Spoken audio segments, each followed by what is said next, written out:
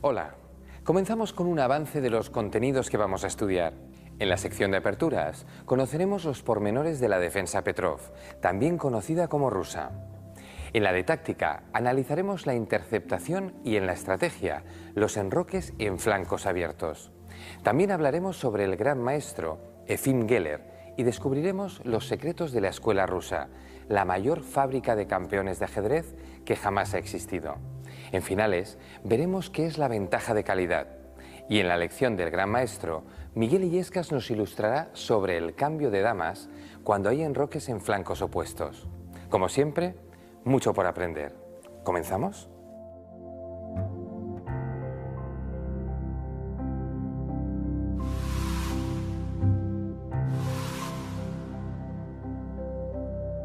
Vamos a tratar la defensa Petrov, también conocida como defensa rusa. Es una de las defensas más eficaces a la hora de conseguir la igualdad, si bien es cierto que es muy difícil ganar gracias a ella. Ya aparece referenciada en el libro de Luis Ramírez de Lucena, el primer libro sistemático de ajedrez publicado en el siglo XV, pero entonces se consideraba como errónea. No fue hasta principios del siglo XIX que los análisis de Alexander Petrov le dieron validez y reconocimiento. La defensa Petrov forma parte de las aperturas abiertas y su jugada clave se produce cuando las negras, en lugar de desarrollar el caballo a C6 para defender el peón de E5, contraatacan con la jugada caballo F6. Ante este tipo de defensa, las blancas pueden responder con caballo C3, movimiento que suele desembocar en una apertura de los 4 caballos, o de manera más pasiva, con peón D3. Pero lo más habitual es que capturen el peón negro de E5 con su caballo de F3.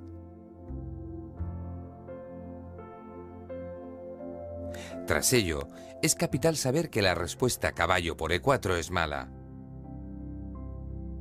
ya que permite a las blancas montar un ataque sobre el rey enemigo, situando su dama en E2. Fijaos, si las negras retiran el caballo, las blancas saltan con el suyo a C6, dando un jaque descubierto y capturando la dama enemiga.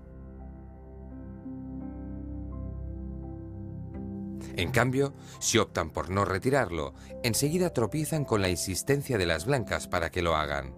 El resultado es que las negras acabarán perdiendo material. Y os preguntaréis, ¿cuál fue la clave que permitió revitalizar esta modalidad de defensa en el siglo XIX? La clave fue hallar la jugada peón a D6. Con esta jugada previa a la captura del peón, se ataca el caballo de las blancas que, al retirarse, permite a las negras capturar en E4. De esta manera, las negras ya están preparadas para contestar a dama a E2, con dama a E7 y mantener el equilibrio. Este fue el gran hallazgo de Petrov.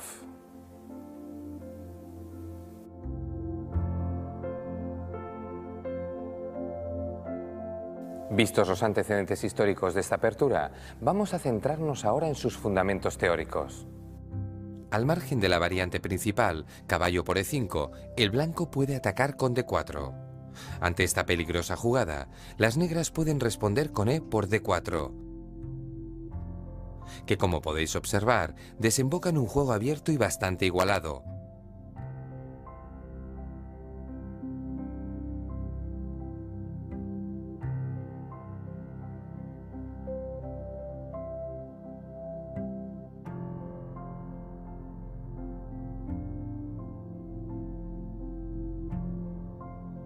O con caballo por E4, que también conduce a posiciones muy abiertas, aunque las blancas conserven una ligera iniciativa.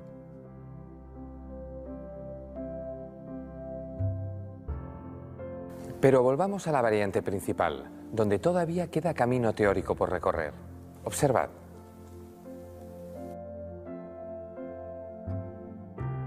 Tras la jugada del negro peón D6, se ha ensayado con poco éxito que el blanco responda con la agresiva caballo por F7.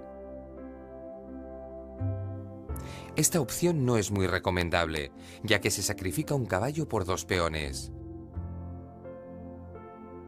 Además, las negras, con la precisa respuesta C5, destrozan el centro de las blancas y desactivan su ataque. Tampoco la extravagante jugada caballo C4 parece una solución óptima para las blancas, ya que permite a las negras seguir con sus planes y abre el interrogante de si está mejor en esa casilla que en F3. Estudiemos ahora alguna otra línea de actuación interesante. Tras caballo F3 y caballo por E4, la teoría dice que hay que mover el peón a D4. En cambio, si jugamos dama E2, tendremos muchas posibilidades de conseguir tablas, puesto que, en una fase muy temprana del juego, el intercambio de damas abre la vía a posiciones tranquilas y simétricas. Esta jugada es una de las razones por las que la defensa Petrov no se considera un arma apropiada para jugar a ganar, sino más bien un recurso para intentar igualar la partida. Pero volvamos a la opción peón D4. Con dicha jugada, las negras responderían con D5, tras lo cual las blancas pueden seguir desarrollando sus piezas y lograr una posición ligeramente ventajosa. ¿Y si huimos de la igualdad y apostamos por ser agresivos? ¿Qué podríamos hacer? Si queréis ser agresivos, os recomendamos la variante caballo a C3. Tras el cambio lógico de caballos,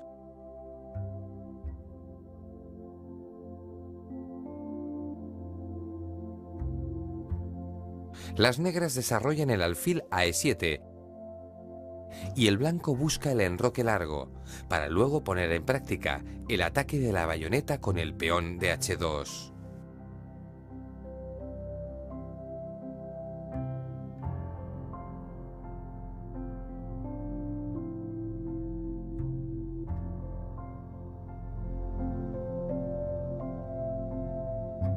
Bien, una vez aprendidos los fundamentos básicos de la defensa Petrov, es hora de pasar a la práctica con algunos ejercicios. Vamos con el primero.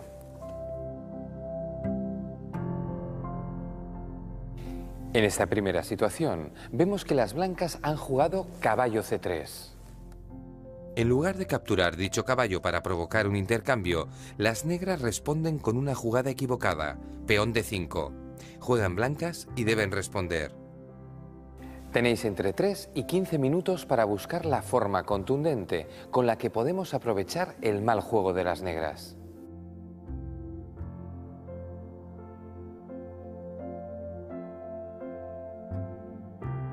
Bien, vamos allá.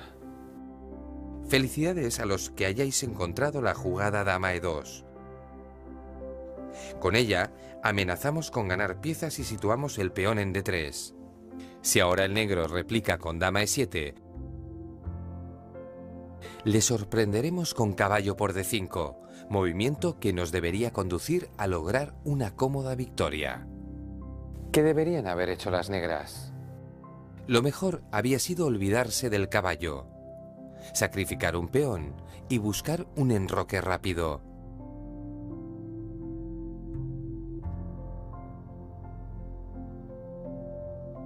Pese a ello, el blanco hubiera podido seguir desarrollando sus piezas y obtener una buena posición central, de manera que habría obtenido un valioso peón de más. Pasemos al segundo ejercicio. Fijaos en esta posición y observad el movimiento caballo F6 que hacen las negras.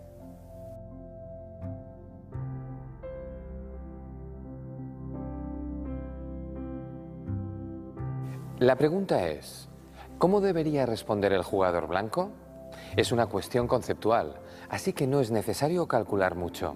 Tenéis de 3 a 15 minutos para responder.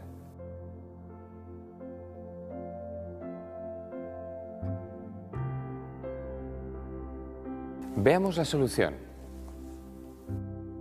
Pues, efectivamente, la jugada ideal sería avanzar el peón a D4. De esta manera, controlamos el centro, liberamos nuestras piezas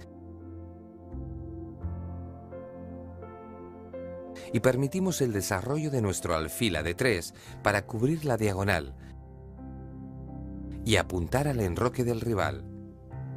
Tras ello, seremos nosotros los que enrocaremos para quedarnos en una posición francamente cómoda. ¿Alternativas a peón D4? Si habéis pensado dama E2 jaque, os habéis equivocado por completo, ya que con dicha jugada, lo único que conseguiréis es ayudar al negro a que enroque y dejar a nuestra pareja real en situación comprometida.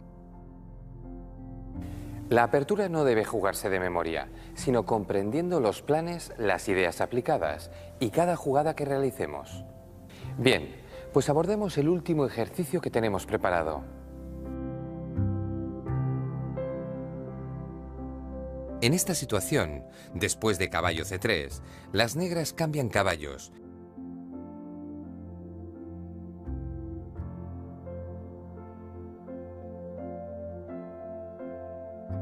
Y en lugar de alfil E7,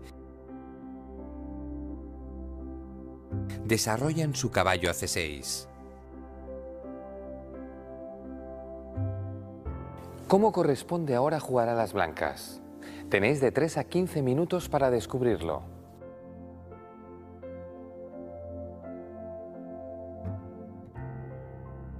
Veamos la respuesta. La solución es que, si el blanco quiere ser agresivo, debe continuar con su plan. Por lo tanto, lo mejor será que juegue alfil F4, con la idea de seguir con dama D2 y enroque largo. También podría optar por alfil E3 y luego proseguir de igual manera, dama D2 y enroque largo. ¿Habéis acertado? Espero que sí. Veamos otras opciones que se os pueden haber ocurrido. Si cambiamos de plan y jugamos alfil D3,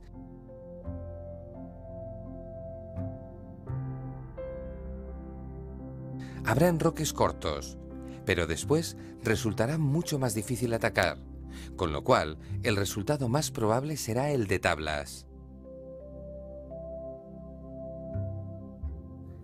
También hay que decir que la clavada con el alfil no aporta gran cosa, puesto que cambiar un alfil por un caballo en una posición abierta no es muy recomendable.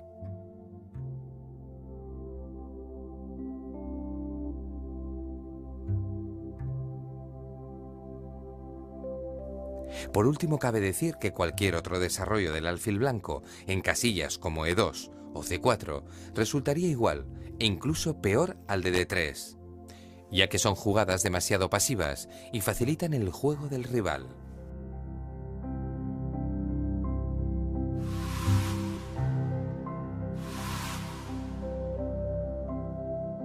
Ahora vamos a aprender los fundamentos de un arma táctica muy utilizada, la intercepción. Prestad atención.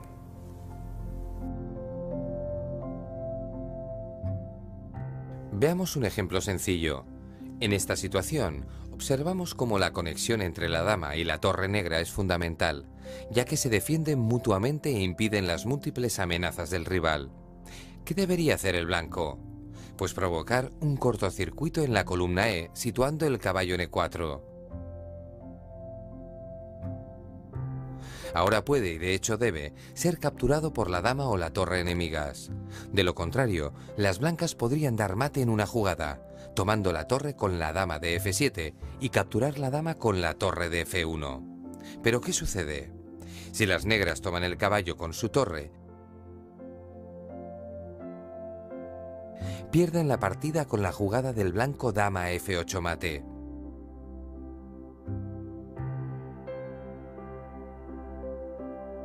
En cambio, si lo hacen con la dama, esta ya no clavará la torre de F1 y permitirá llevar a cabo el sacrificio de la dama blanca en F8, que desembocará también en un mate.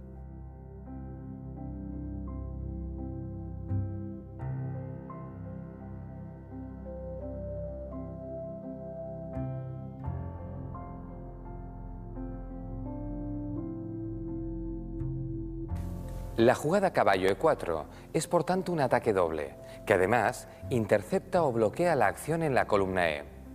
Bien, pues vamos a ver algunos otros ejemplos que nos ayuden a entender este importantísimo recurso táctico.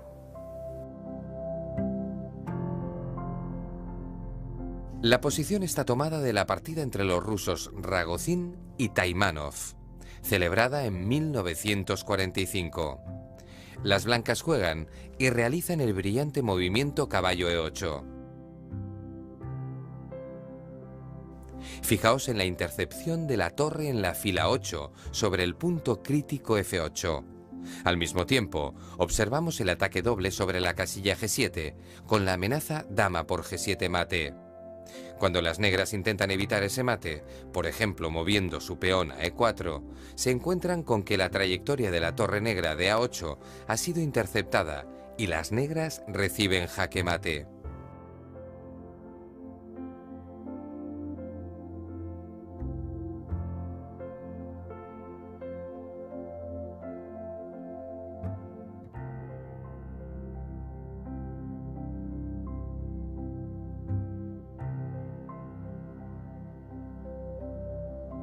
Veamos un segundo ejemplo. Juegan las blancas que tienen varias piezas atacadas. Todo parece indicar que la situación podría derivar en dama por dama y torre por dama. Pero de esta manera, el mate con torre a D8 no es posible debido a la acción del alfil negro de B6. Por lo tanto, ¿qué alternativa tienen las blancas al cambio de damas? Provocar una sobrecarga y una intercepción con torre de 8 jaque.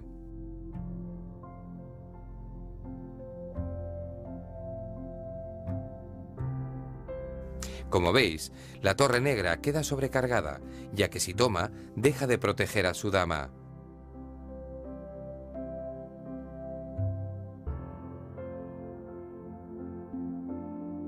Al mismo tiempo, si el alfil toma en D8,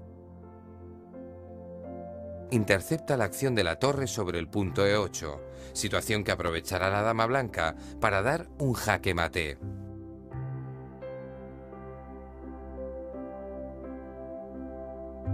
¿Ha quedado claro? Estudiemos ahora un último ejemplo del que fuera campeón del mundo, Alexander Alekhine. En esta ocasión, Alekhine ganó de forma elegante con una jugada de intercepción y bloqueo. Observad, si Alekhine intentaba coronar el peón blanco de A6,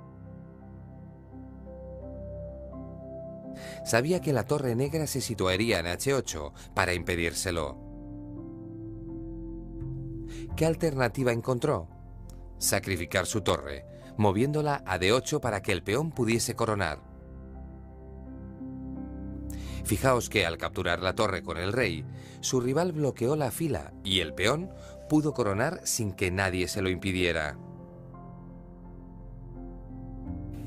Como estamos comprobando, la intercepción tiene mucho que ver con la obstrucción y el bloqueo.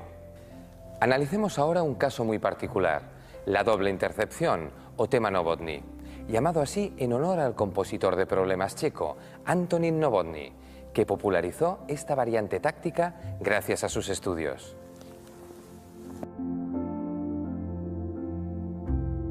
Fijaos que la jugada que permite ganar a las blancas es francamente espectacular.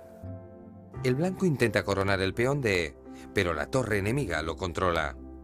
Por otro lado, el peón de H también persigue el mismo objetivo, pero el alfil negro se lo impide.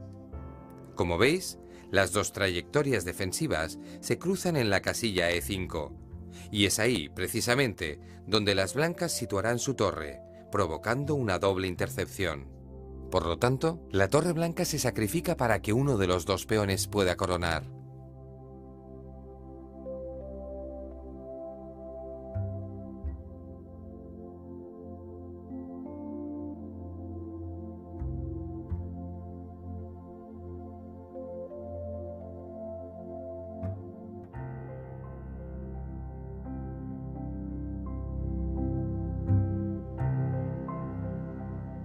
Bien, pues vamos ya a abordar los ejercicios para ver si se han asimilado correctamente los fundamentos teóricos que acabamos de explicar.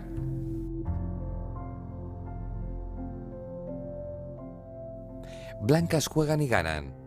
gracias a que consiguen coronar su peón. ¿Cómo? ¿De qué manera pueden lograrlo? Buscamos agilidad en la respuesta, así que vamos a daros de 1 a 5 minutos para pensarlo.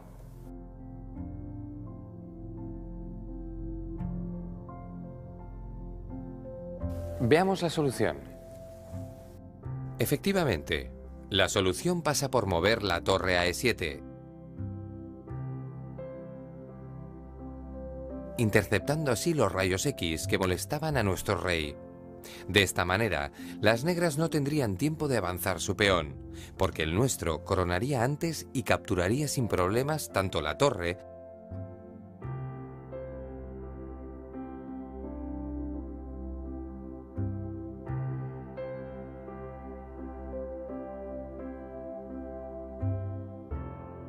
como el peón enemigos. Por lo tanto, tras mover a E7, el rey negro captura la torre, impidiendo a la suya dar jaque al rey blanco, y el peón corona sin oposición.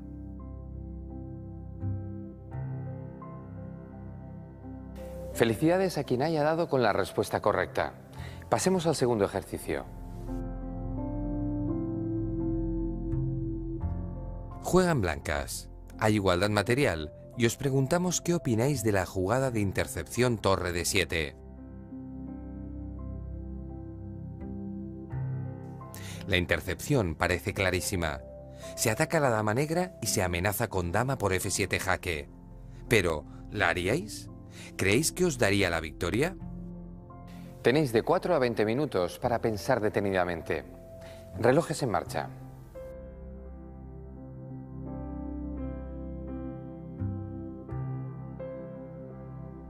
¿Qué tal ha ido? ¿Resolvemos? La jugada torre de 7 es un grave error.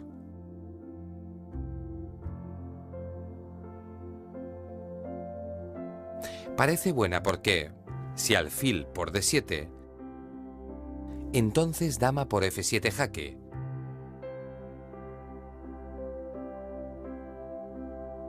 Y posteriormente mate.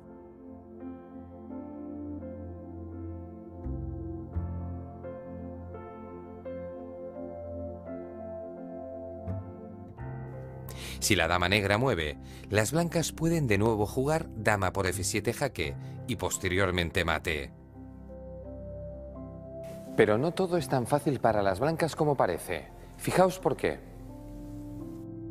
Si las negras responden con dama por D7,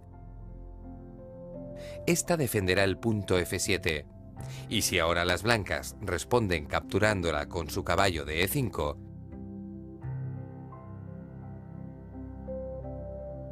las negras moverán su torre a E1 y darán un jaque mate.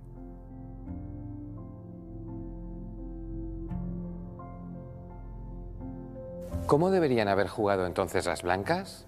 Volvamos al tablero. En primer lugar, y para convertir a torre de 7 en una jugada buena y sobre todo factible, podrían haber movido su peón a H3 para dar salida al rey en caso de que éste fuera atacado.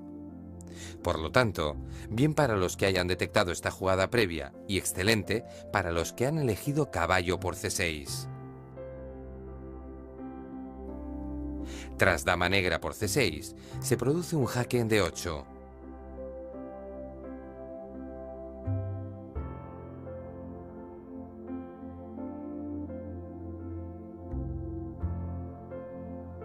Un cambio de torres y las blancas acaban ganando un peón, con dama por B4.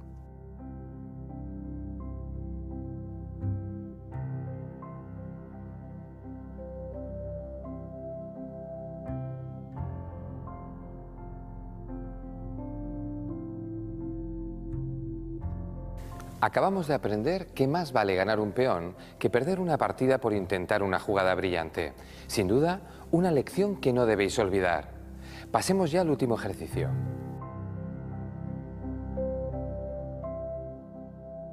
Observad esta curiosa y bonita posición. Juegan las blancas y ganan. ¿Cómo lo consiguen? Esta vez vais a disponer de 6 a 30 minutos para pensarlo, puesto que el grado de dificultad del ejercicio es ciertamente muy elevado. Antes de poner en marcha el reloj, veamos algunas claves que os pueden ayudar. El material está prácticamente equilibrado. Las negras tienen un alfil y un peón a cambio de una torre.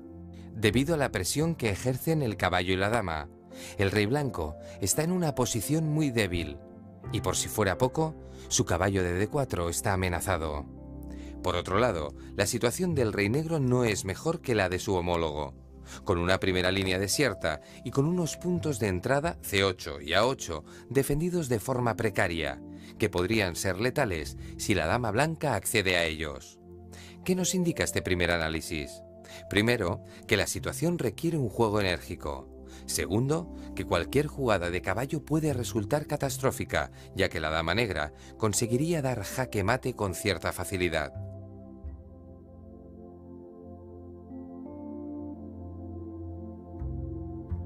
Tercero, defender el caballo de D4 también queda descartado, ya que las negras tendrían entonces la posibilidad de avanzar un peón para abrir una ventana a su rey y preparar la jugada torre por D4, muy difícil de contrarrestar.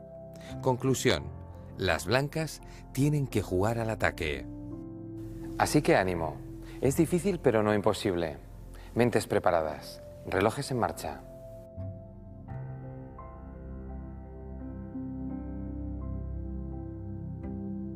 ¿Resolvemos? Como hemos dicho, para ganar se ha de jugar con mucha energía. Lo primero que deberemos hacer es capturar con la torre una de las piezas más activas del rival, el caballo de E5. Al hacerlo, la dama negra capturará la torre y abrirá la posibilidad de realizar una espectacular doble intercepción gracias a la jugada caballo C6. Fijaos, el caballo intercepta la torre y el alfil negros y permite a su dama dar un precioso e infalible mate, ya sea en A8 o en C8.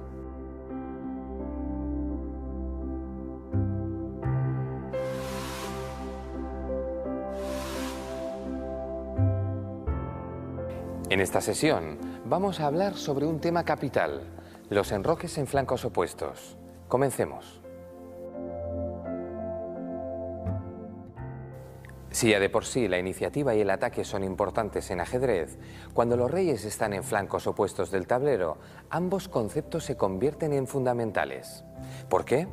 Pues porque mientras se ataca uno de esos flancos, el rey propio está felizmente protegido en el otro.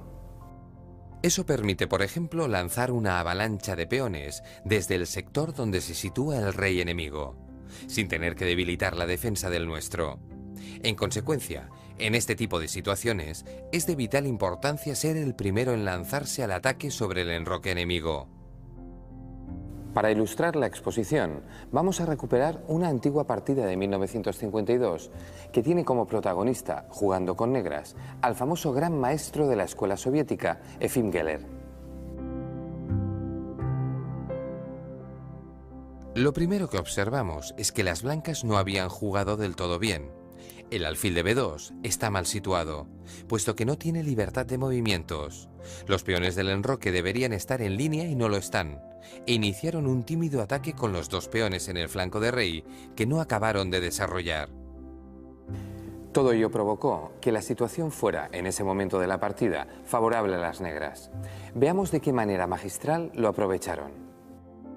Geller detectó un punto de ruptura en A4 y fijó los peones en el flanco de dama para llevar el peón de a dicho punto, aprovechándose de que la jugada caballo A4 de las blancas, bloqueando el avance de los peones negros, podría ser desactivada por el alfil.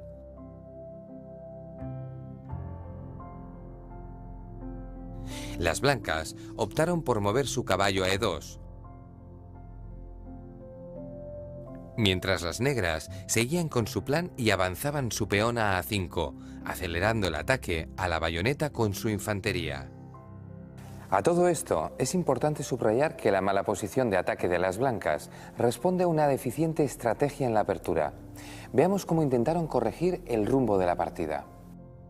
Lo mejor que podrían hacer era mover su peón a F4 para iniciar una avalancha de peones, y eso es lo que hicieron. Pero como veremos, no sería suficiente.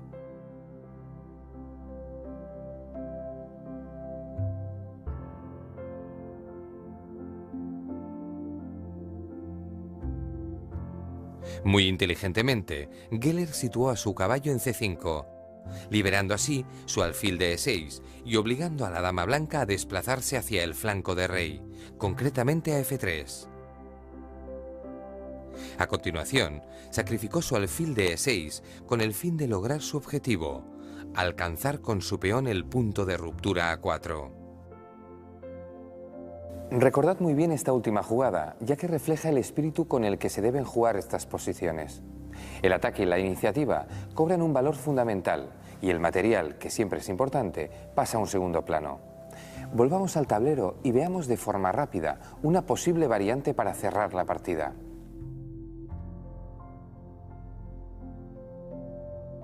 La dama blanca huye a G3 y las negras aprovechan la coyuntura para expulsarla todavía más lejos.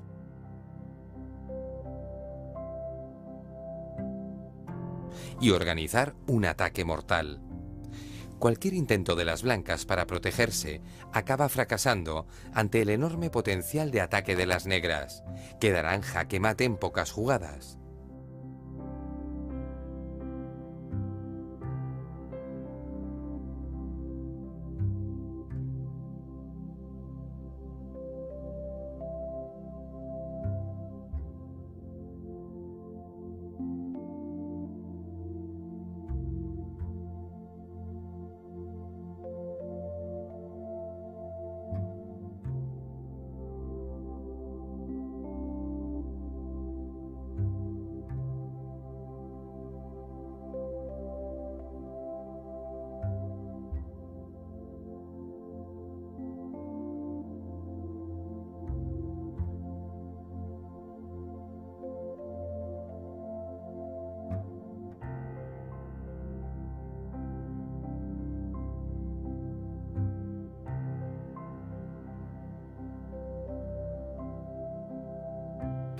Cuando los enroques estén en flancos opuestos, la velocidad de ataque y llevar la iniciativa serán fundamentales.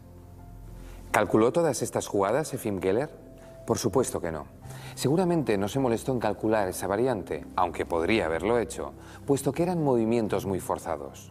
Volvamos a la jugada 18, cuando Geller alcanza con su peón el punto de ruptura. Y veamos qué sucedió. Las blancas, intuyendo lo que se les venía encima, intentaron acelerar su ataque, avanzando su peón a H4. Geller abrió entonces la columna A.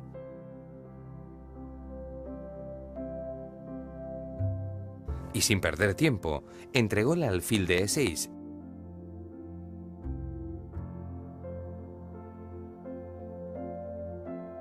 En vez de retirarlo para poder atacar con su torre.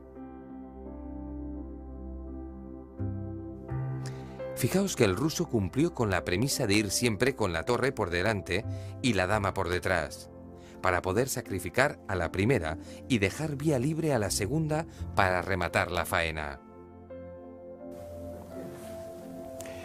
Por lo tanto, torre A2 resultó ser una jugada excelente. Analicemos qué ocurrió luego. El blanco capturó por fin el alfil de E6 y con la casilla G5 defendida,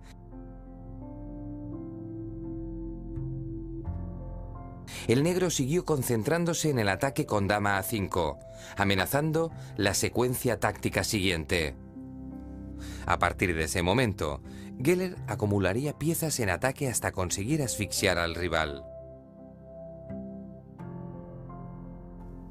Observad que, lejos de importarle la pérdida de material, el ruso sacrificó algunas piezas a cambio de no perder nunca la iniciativa y mantener la presión sobre el rival, el cual se vio impotente ante tal avalancha a pesar de disponer todavía de algunas de sus piezas más valiosas.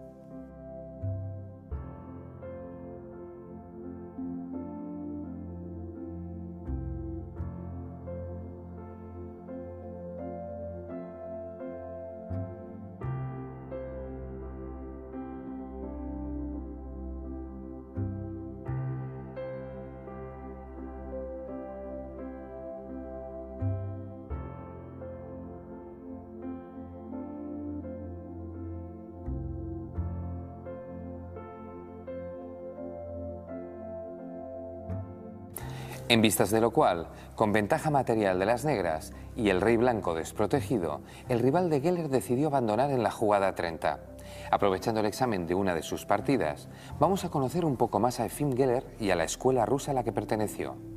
Aunque nunca llegó a ser campeón del mundo, Geller, nacido en Odessa, Ucrania, en 1925, está considerado uno de los mejores jugadores de ajedrez. Reputado teórico y excepcional jugador de ataque, alcanzó la categoría de Gran Maestro en 1952. 3 años más tarde, se proclamó por primera vez campeón de la Unión Soviética, título que volvería a ganar en 1979. A raíz de la Revolución de Octubre de 1917, el ajedrez se introdujo en las escuelas soviéticas como un elemento educativo esencial, con el objetivo de demostrar al mundo la supremacía intelectual del comunismo frente al sistema capitalista. A la temprana edad de 4 o 5 años, los niños eran sometidos a exhaustivos exámenes para detectar cuáles de ellos tenían potencial suficiente para convertirse en grandes jugadores de ajedrez. Los más talentosos eran llevados a las llamadas escuelas de pioneros, donde recibían clases magistrales por parte de entrenadores de primera fila. Al cabo de 1 o 2 años, se les introducía en el duro mundo de la competición, con el objetivo de convertirlos lo antes posible en campeones mundiales. Patriarca de todo este sistema fue Mikhail Botvinnik, que creó, siendo campeón del mundo, la famosa escuela por la que acabarían pasando los futuros dominadores del ajedrez, como Anatoly Karpov o Garry Kasparov.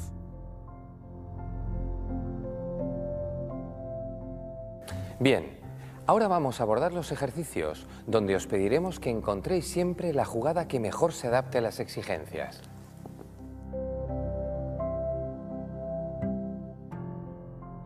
Juegan blancas y, como observáis, cada jugador se ha enrocado en un flanco diferente.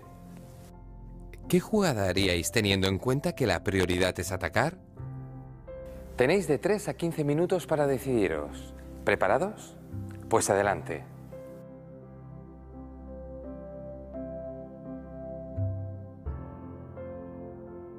¿Resolvemos? Muy bien para los que hayáis decidido que el avance que se ha de realizar es G5. Y excelente solo para los que, antes de G5, han decidido preparar el terreno con H4 o F4.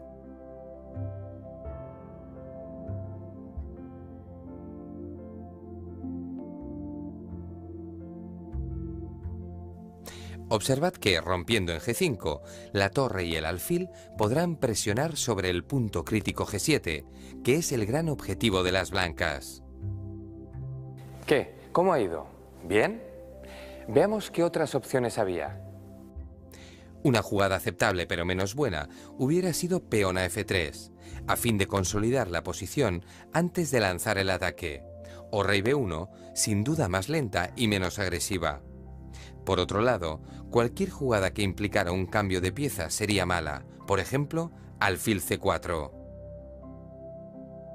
¿Por qué? Pues porque durante la ofensiva hay que evitar el cambio de piezas.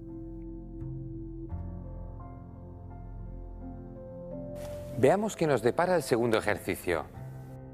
Os pedimos que valoréis esta posición y elijáis entre 2 posibles jugadas de las blancas: capturar en H7 o hacerlo en F7. ¿Cuál de esas 2 capturas os parece mejor? Hagamos un breve análisis previo de la situación para los que lo requieran. Fijaos, las blancas tienen una pieza de menos al haberla sacrificado. Toda su energía confluye sobre el punto G7, sobre el cual están presionando el alfil y la torre, esta última mediante rayos X. Esta misma torre, ahora en G1, está lista para entrar en cuanto el peón capture, bien en H7 o en F7. Por otro lado, las negras disponen de 4 piezas defendiendo. Nuevamente de 3 a 15 minutos para decidiros. ¿Preparados?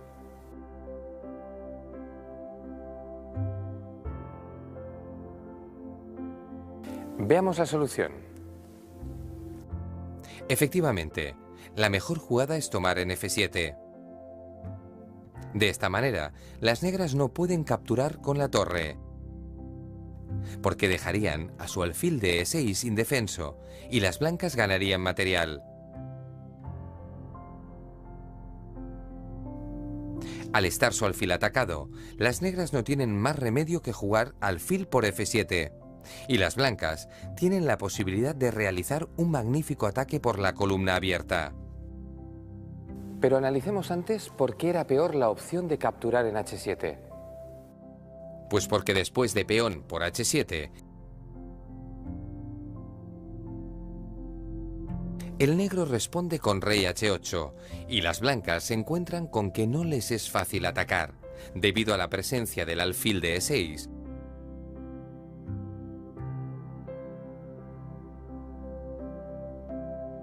y del caballo de E8, capaces de defender la posición.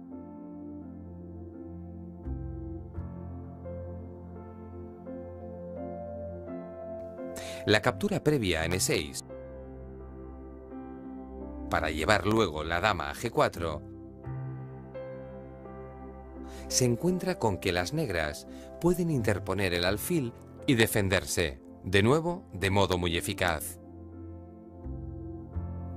Por último, también cabe señalar que cualquier intento violento de romper la defensa enemiga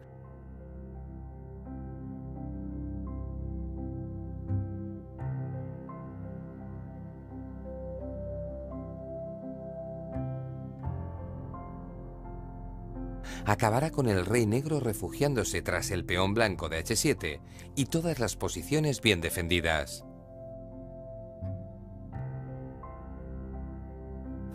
En ocasiones, podemos utilizar un peón enemigo como escudo de nuestro rey. ¿Habéis entendido por qué era mala esta opción? Pues veamos ahora en qué deriva la jugada correcta, peón por F7. Observad. Hemos dicho que tras la captura, el negro se ve obligado a tomar con el peón el alfil. Después, las blancas podrán, como veis, situar su dama en G4 y lanzar un ataque formidable que les acabará llevando a la victoria.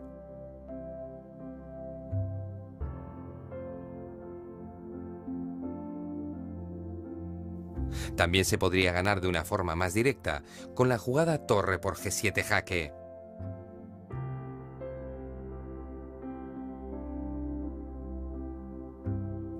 Fijaos que tras la captura, la dama blanca entra y amenaza, de forma imparable, mate en una jugada. Tras este interesante ejercicio, vamos a plantear el tercero y último de esta sección. Ante esta posición, las blancas deciden mover peón a H4. Ahora juegan las negras. Decidnos de qué manera pueden adelantarse a las blancas y lanzar un ataque sobre su enroque. Tenéis de 3 a 15 minutos para resolver la incógnita. ¿Estáis listos?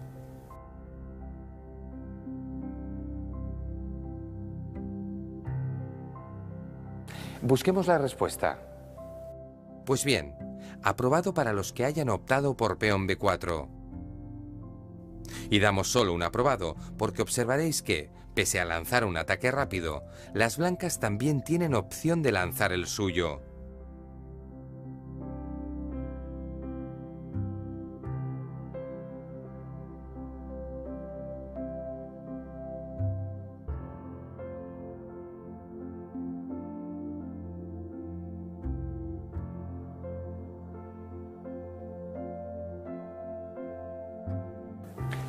¿Cuál era entonces la mejor jugada que podían hacer las negras?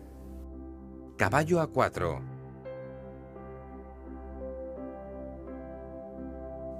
Así, amenazan con destruir el enroque, tomando en C3 y dejar el rey en una débil posición.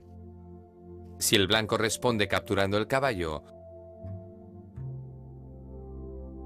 los peones negros quedan doblados, pero a cambio se les facilita la posibilidad de realizar un estupendo ataque a través de las dos columnas abiertas.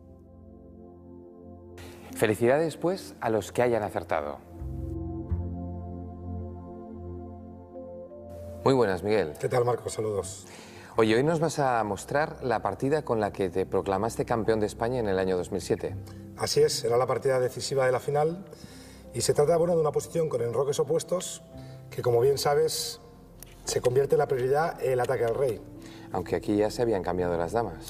Precisamente quiero ilustrar que aún sin damas, los enroques opuestos son terreno abonado para el ataque al rey. Vamos allá. En esta situación se puede apreciar que yo con blancas había sacrificado un peón. ¿Un peón a cambio de qué?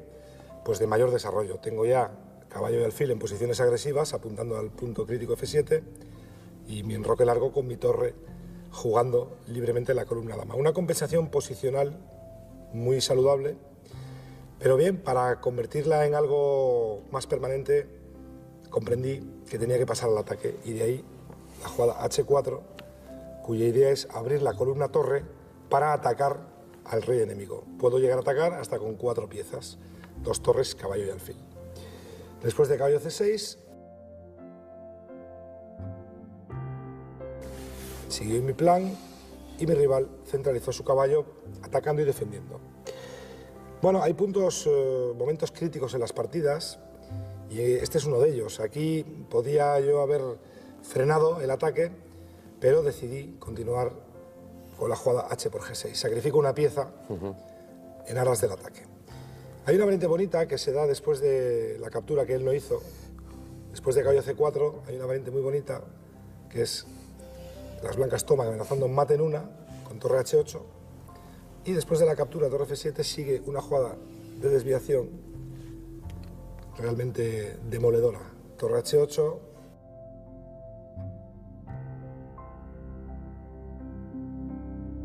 captura, y tomando F7 la coronación F8 igual a dama es imparable. Bien, o sea que no era una entrega en el sentido estricto de la palabra, era un sacrificio absolutamente ganador, y mi rival lo que hizo fue tomar con caballo por G6. La ventaja es muy grande. ¿Tú ves fácil?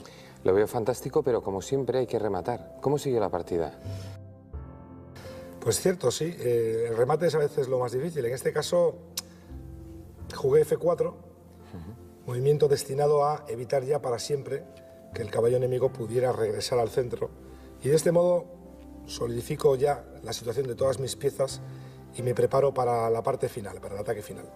Mi rival jugó torre B8 tratando de reaccionar en el flanco de dama, y ahora siguió otra de esas jugadas que parecen fáciles una vez que la ves, pero es esos pequeños movimientos que tanto me gustan. Torre H2 prepara el doblaje de torres, tras el cual el ataque va a ser absolutamente decisivo. En este momento ya mi rival jugó B5 y yo seguí con F5. Momento en el que las negras optaron ya por abandonar. ¿Qué sucede?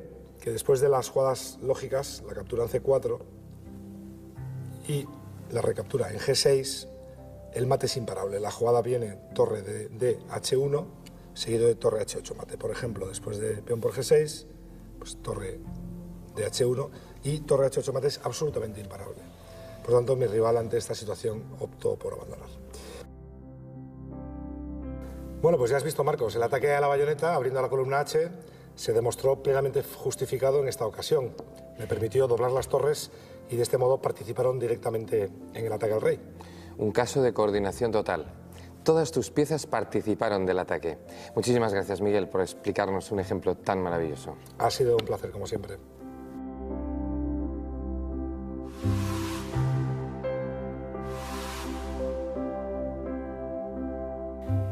Vamos a hablar ahora sobre la ventaja de calidad en los finales sin peones. Y lo primero que diremos es que esta ventaja no suele ser suficiente y la partida acaba en tablas. Veamos. Empecemos con el primer caso. Torre contra alfil. Con el rey negro en el centro del tablero, la torre blanca intenta apartarlo hacia una de las bandas, ya que es ahí donde correrá más peligro. Pero la presencia del alfil negro, que controla casillas vitales, se lo impide.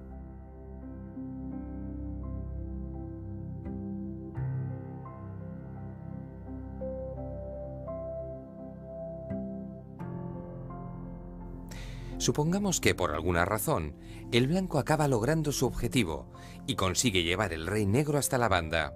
La situación sería algo más delicada para el negro, pero eso no le impediría conseguir las tablas. Fijaos, el alfil se mantiene controlando la casilla crítica de 6. Si ahora la torre decide dar jaque en D7,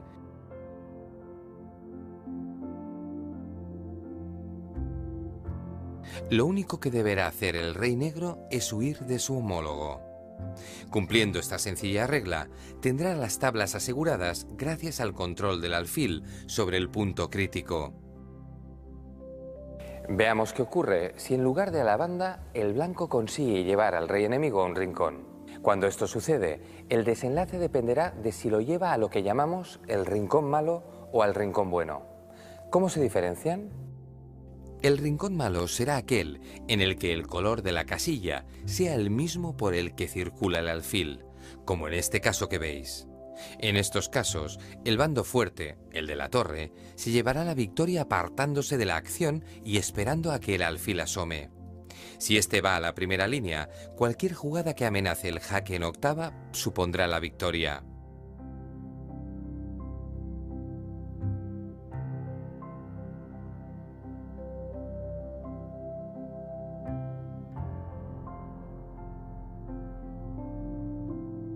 Si alfil C7, la torre lo amenaza en C1. El alfil tiene que retirarse, la torre da jaque.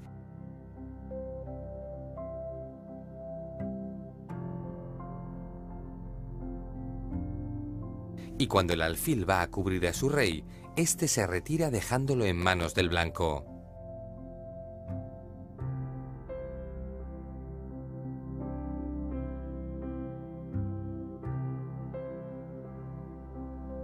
Estamos viendo cómo en el rincón malo el negro no tiene nada que hacer. De las 6 casillas a las que puede ir, ninguna le salva de la derrota. Si alfil de 6, se amenaza la entrada en octava línea después de torre de 1. Ahora, al jugar alfil E7, este quita la casilla de escape a su rey y el negro recibe un clamoroso jaque que le costará la partida.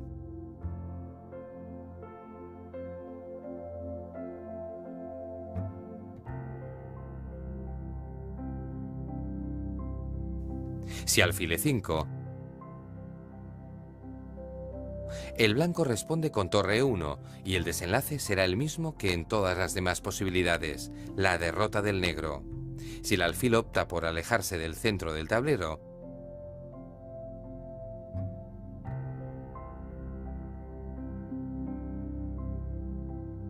la torre enseguida le obliga a volver a él y a ocupar alguna de las casillas críticas.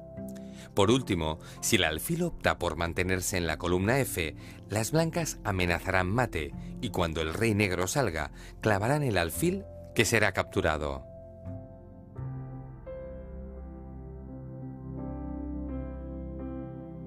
Veamos ahora qué ocurre cuando el rey está en el llamado rincón bueno. En este caso, si le tocara jugar al negro, el rey estaría ahogado y conseguiría tablas. Las blancas deberían desclavar el alfil, que ahora ya puede mover.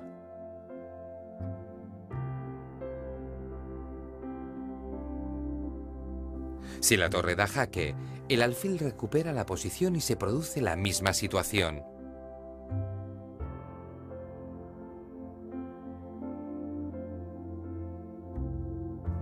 También puede intentar el jaque en H7.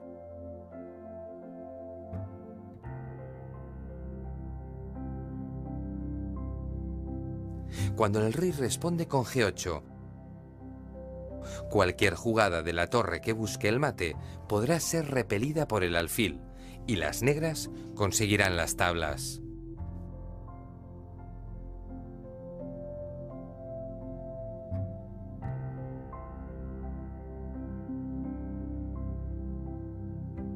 Una vez vistos los dos rincones del alfil, analizaremos qué sucede cuando el final es de torre contra caballo.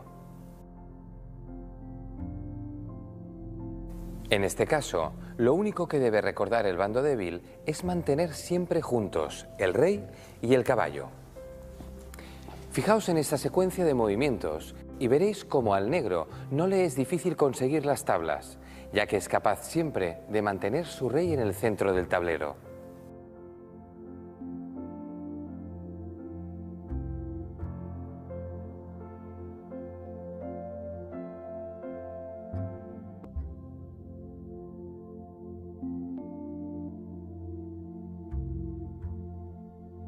Pero volvamos a suponer que el rey negro se encontrara en la banda.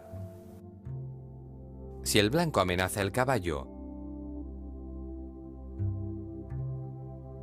este tiene que responder con D8 jaque.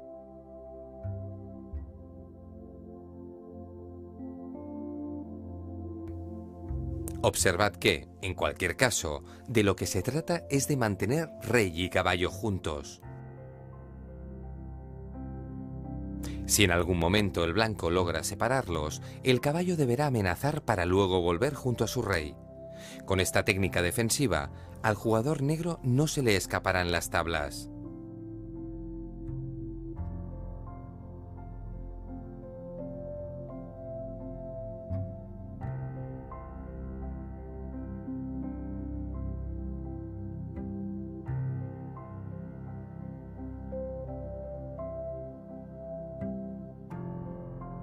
Veamos qué ocurre si el caballo está alejado de su rey. Observad que si este es el caso, en pocas jugadas se pone de manifiesto que el caballo no puede volver junto a su rey, ya que el blanco consigue cerrarle todos los caminos. Aunque el rey intente ir en su búsqueda, el blanco se lo impide una y otra vez.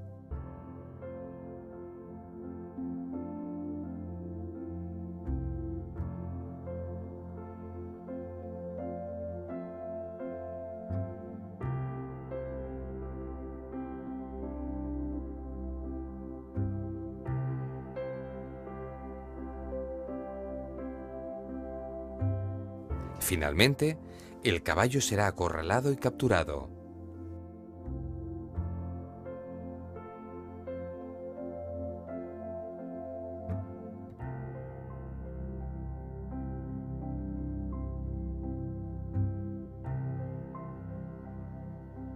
¿Por qué es importante dominar este final de torre contra caballo?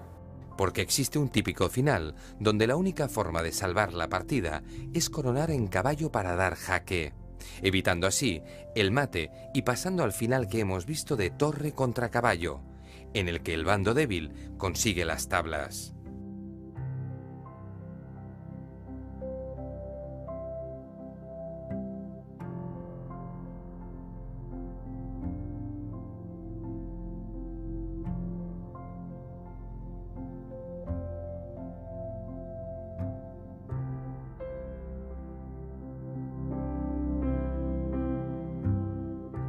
Bien, después de comprobar que en ajedrez todo está relacionado, vamos a abordar los ejercicios. Juegan las negras. ¿Qué movimiento de defensa haríais? Tenéis de 1 a 5 minutos para decidiros.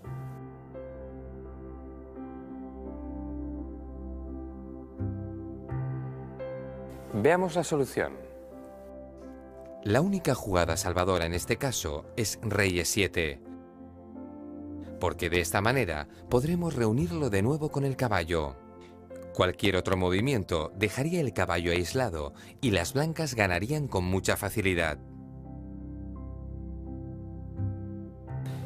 Pasamos a un nuevo ejercicio. Juegan las blancas. ¿Pueden ganar la partida? ¿Cómo? De 2 a 10 minutos para responder.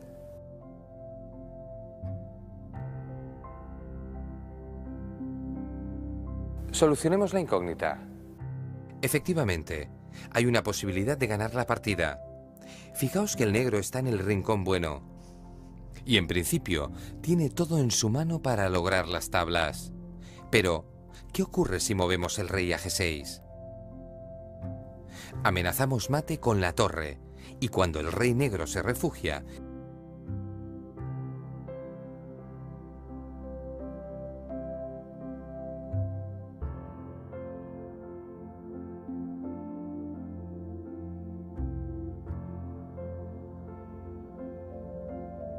En lugar de dar jaque, jugada que nos llevaría a las tablas, le echamos del rincón y llevamos nuestra torre a E7. Así amenazaremos mate y ganaremos gracias a la errónea posición del alfil negro, que al estar demasiado cerca del rey enemigo, no podrá dar jaque. Seguro que aún tenéis ánimos para un buen ejercicio de finales. ¿Preparados? Juegan las blancas y ganan. ¿Cómo lo consiguen? Esta vez el ejercicio no es nada fácil, así que vamos a daros de 5 a 25 minutos para buscar la solución. Mentes preparadas, relojes a punto.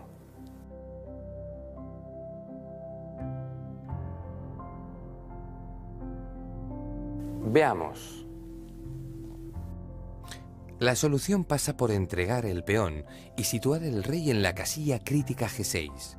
Si ahora las negras toman el peón con su alfil,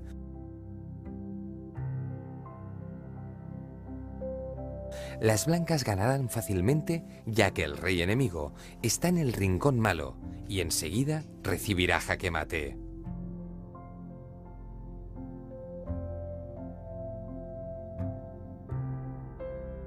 Por tanto, excelente los que hayáis apostado por peón G7.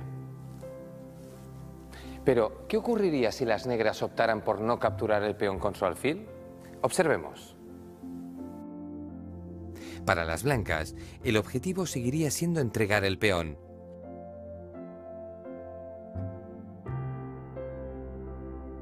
Pero para ello, deberían llevar antes su torre a F7. De esta manera, tras sacrificar el peón,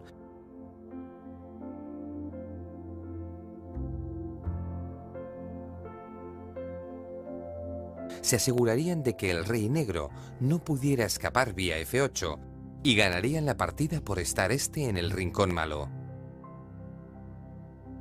Bien, pues eso es todo. Gracias y hasta la próxima.